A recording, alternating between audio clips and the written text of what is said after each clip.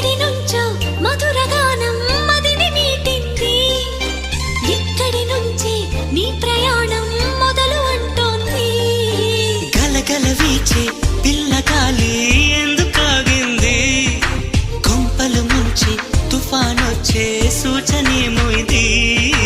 వేరే ఏదో లోకం చేరి ఊహల వేగం ఏదో తీయని మైకం పెంచుతున్నది. దారి తెలియని దూరం తీరి తెలపని తీరం తనలో కలవరమేదో రేపుతున్నది.